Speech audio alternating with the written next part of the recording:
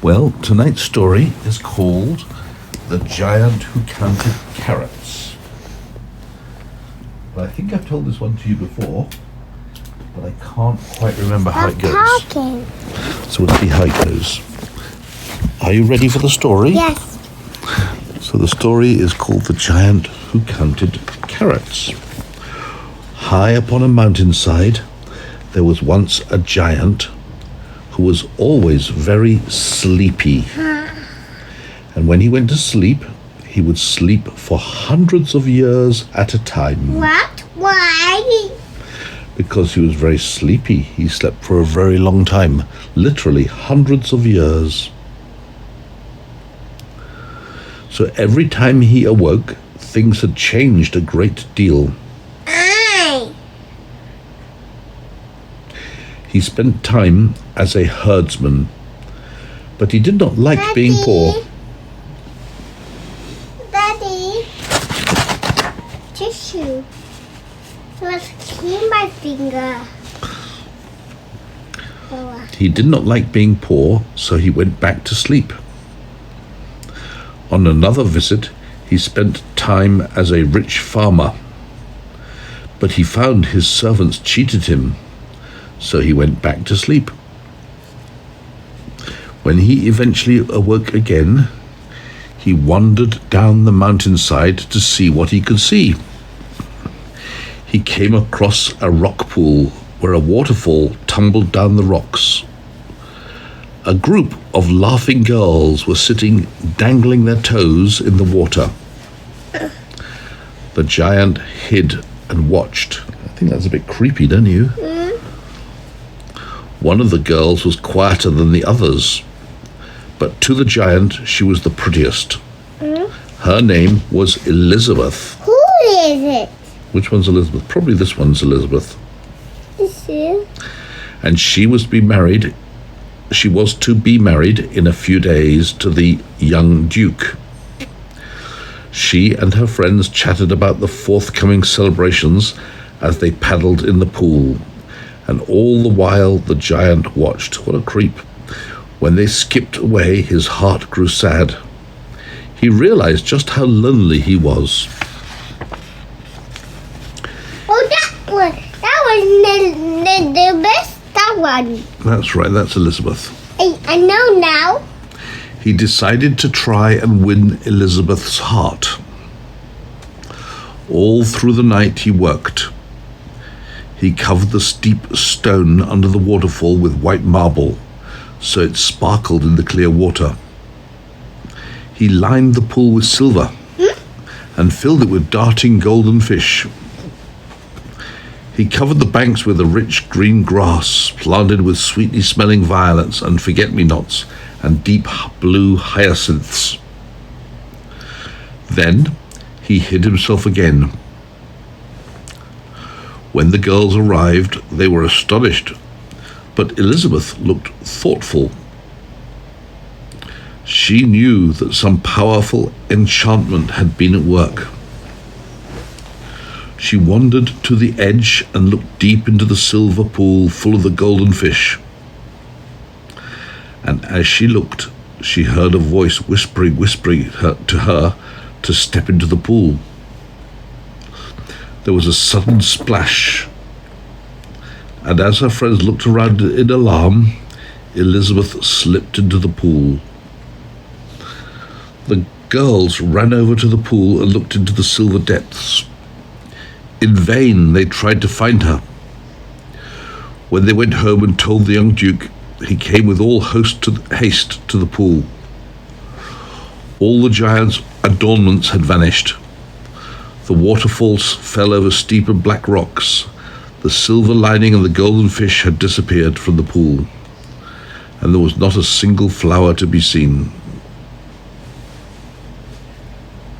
Sadly, the Duke went back to the palace, and nothing would cheer him up. Meanwhile,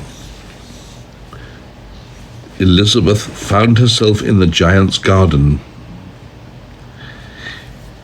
He begged her to stay with him and be his queen, but she told him that she loved the Duke and would not forsake him. The giant hoped she would forget the Duke, but as the days passed, he saw that she grew pale and sad. He wondered how he could cheer her up and change her mind.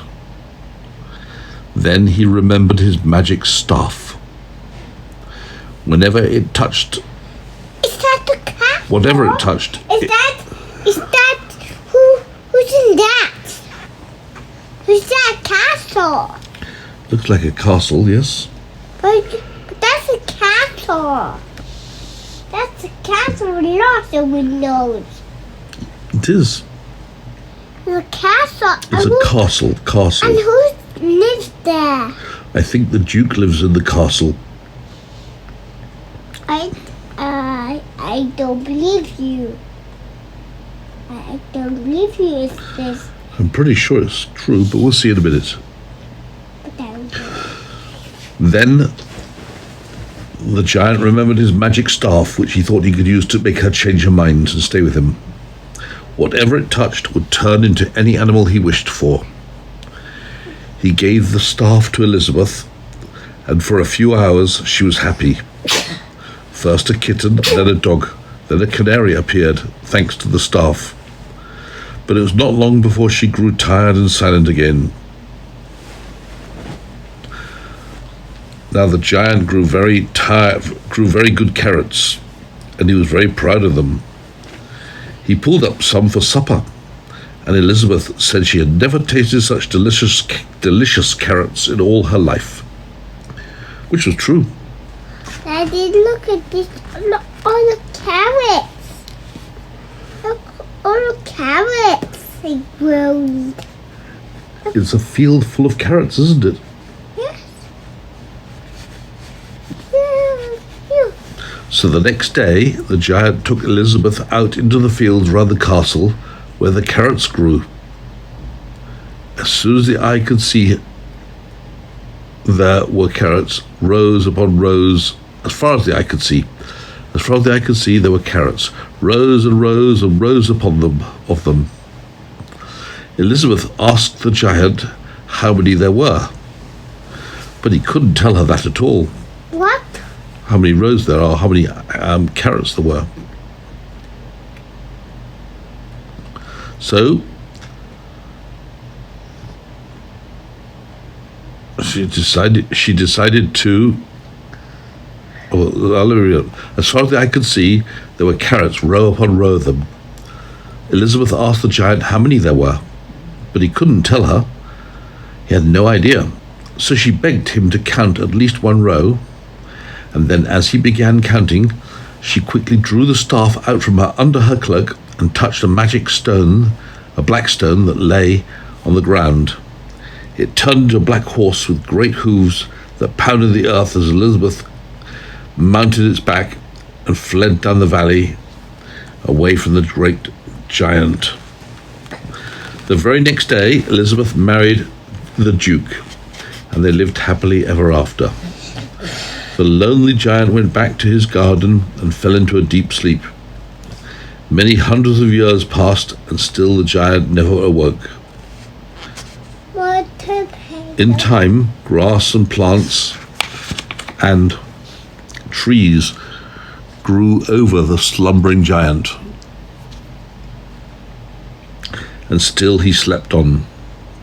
Over the years, the mound that was the sleeping giant became known as Giant Mountain,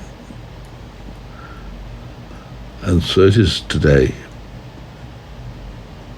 So beware if you see great rows of carrots on a mountainside. You might be very near to a sleeping giant. The end.